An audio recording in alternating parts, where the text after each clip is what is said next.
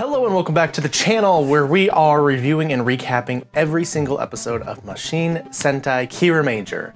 This is superhero time. So in these first few episodes we have, basically like our introduction episode, and then we have our focus episode for each of the Rangers. We've had green, blue, technically red, yellow last episode, and so of course now we have to have pink. And she's one of the characters that I've been really interested and really kind of excited to see where they're gonna take it outside of just, like the surgeon thing. And even when this episode started and kind of everybody was like, watching her operate, it gave me an idea that I think would be really fun to kind of do in a future episode where Shiguru, the Blue Ranger, he, as an actor, would play a character that is track star or is a surgeon and has to, like focus on someone else to kind of teach him how to do those things and how to be precise with those things, because the whole thing just kind of seemed like really dramatized. I don't know, I just had that fun idea. I think that would be cool to see an episode like that. But the monster of the week this episode is a digital camera face monster who takes pictures of people and they disappear. And they get blue and green and they're gone. Who knows where they went? And that's when Galza shows up and he, disarms the Pink Ranger and ends up throwing her back, and she hits her head and she wakes up, comes to, but she has amnesia. Well, not really like full amnesia. She's 5 years old. She's reverted to when she was 5 years old. They're down 3 members now. But they have this photo of her when she was 5 holding this little dog she even recognizes as herself, and they have to go and track down, the other people in this photo to see if they can try to do something to trigger her memory, because as of right now, she's just bawling and crying everywhere she goes. But we have a really fun little cameo in this episode, played by the one and only Goshi from Juru Ranger. He played Juru Ranger Black. It was really cool to see him. I was really happy when he was in Gokaiger. I wish his part was more than just kind of walking up and showing up. But that's Gokaiger. This is Kiramager. But basically they, are talking to Mabashina, and she says that she can track a lot of these stones that, resonate with each of them. And because of Sayo's sort of amnesia, she doesn't have the same sort of shine that she does, and so she, can't transform even. So that's when Tamitomo has this idea of taking one of the crystals, getting photographed, and going to wherever they are so that Mabashina can, track them. And they do that. He disappears. He shows up with all the others who are getting their life forces drained. I don't know if I missed this maybe, but Kirame Red whips out this thing he's called Kirame Vision, and he just looks up into the sky and is able to find out where they all are, and they're all in a floating, flying monster.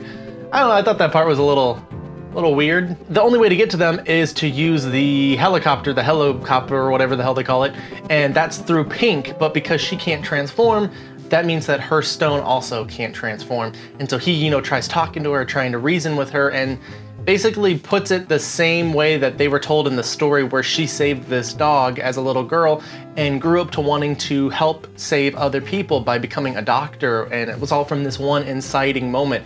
And Red, so tries to use the same wordage and trying to inspire her to be strong. And that's when the monster shows up, and he even gets photographed, and it's literally just her. Even though she's only 5 years old, she steps up and she transforms and is able to become the Sayo that we know now. And I don't know, it would have been really funny if she does the whole transform, because they have kind of this whole moment, leading up to it, if she transforms and then the camera just takes a photo of her anyway while she's, doing her whole thing. So it would have been really kind of cool to have this one moment where he's about to take the photo and she transforms, and her, I don't know, shine, her Kirame shine is so powerful because, she believes in this so strongly and so passionately. And so the photograph, he takes it and it doesn't come out, it's all white, it's too bright. The shine, wasn't able to take the photo. I don't know, something like that would have been kind of cool. But no, she ends up getting, into her helicopter, and she flies up, she saves them. They all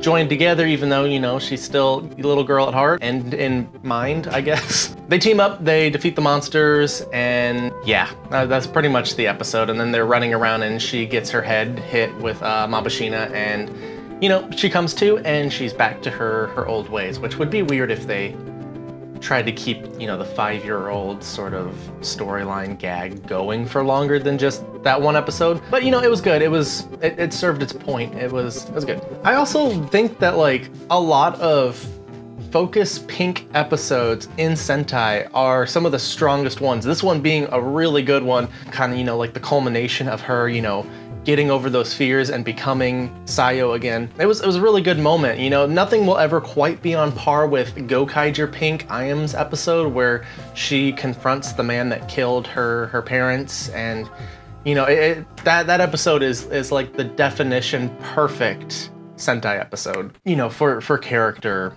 showcases. That one's super strong, and I don't know, I feel like we could, with any one of these characters, get an episode that strong, hopefully in the future. So I'm looking forward to that, and Pink is definitely a good candidate for that because she's a great character and I love what they did with her in this episode. So if you guys are enjoying these episodes, these recaps of Superhero Time, be sure to check out our Patreon. We got the link down below, got the link, you can click up it right here.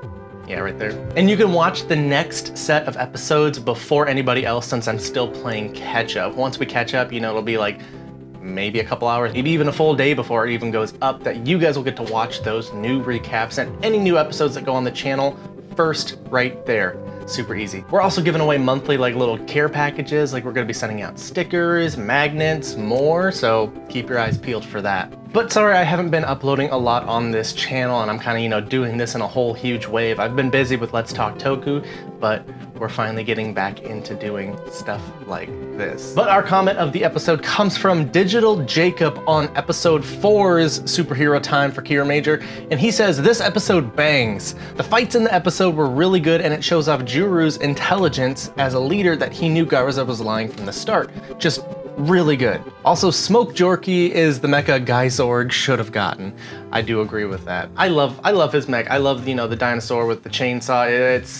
It's cool. I don't know, I think this might be like one of the first mecha toys that I want to buy in a really long time. I think the last one was Q Ranger, and that was a mistake. But yeah, what did you guys think of this episode? I want to know. Let me know down below, and who knows, maybe your comment might end up in the next one of these.